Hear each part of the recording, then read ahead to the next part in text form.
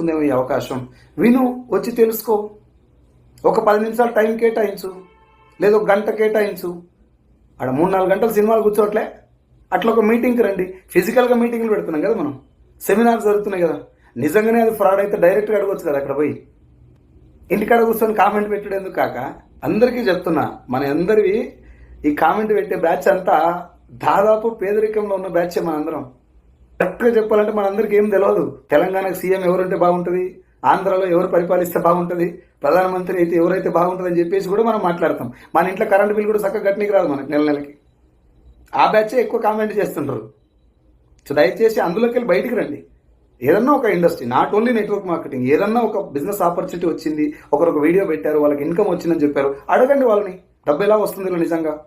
మీరేదో లక్షల కార్లు అని చెప్తున్నాడు, వాస్తవంగానే వస్తుందా? ఇది బ్యాంక్ స్టేట్మెంట్ అడగండి. మీ మొబైల్ నెంబర్ పెట్టి కాల్ చేయండి, మేము కూడా దీని ముందు తెలుసు.